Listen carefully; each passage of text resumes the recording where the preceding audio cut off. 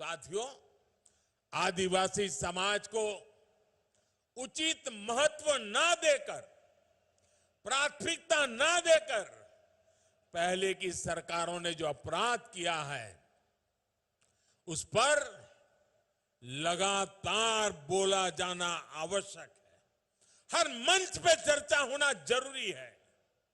जब दशकों पहले मैंने गुजरात में अपने सार्वजनिक जीवन की शुरुआत की थी, तभी से मैं देखता आया हूं कि कैसे देश में कुछ राजनीतिक दलों ने सुख सुविधा और विकास के हर संसाधन से आदिवासी समाज को वंचित रखा।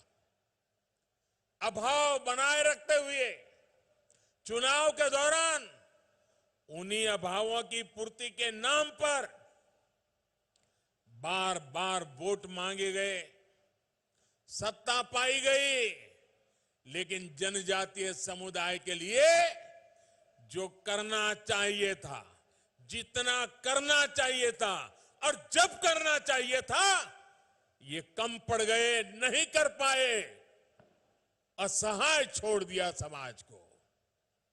गुजरात का मुख्यमंत्री बनने के बाद मैंने वहां पर जनजातीय समाज में स्थितियों को बदलने के लिए बहुत सारे अभियान शुरू किए थे।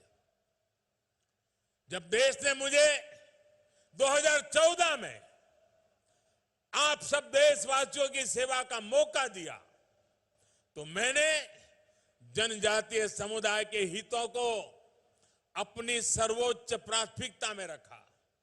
भाइयों और बहनों, आज सही मायने में आदिवासी समाज के हर साथी को देश के विकास में उचित हिस्सेदारी और भागीदारी दी जा रही है।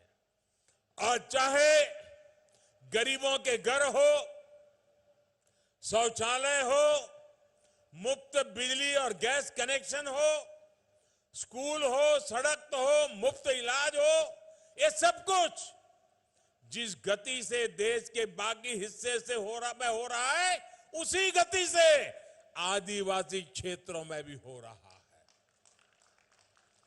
बाकी देश के किसानों के बैंक खाते में अगर हजारों करोड़ रुपए सीधे पहुंच रहे हैं, तो आदिवासी क्षेत्रों के किसानों को भी उसी समय मिल रहे हैं।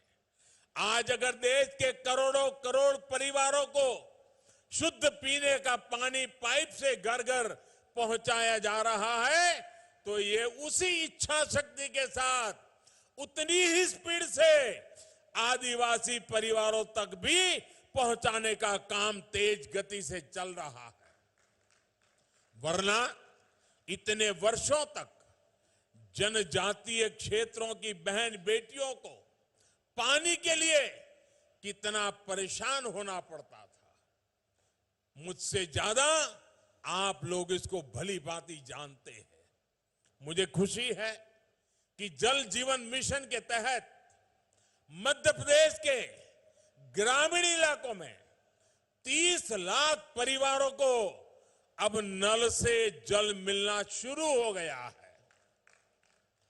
और इसमें भी ज्यादातर हमारे आदिवासी इलाकों के ही है।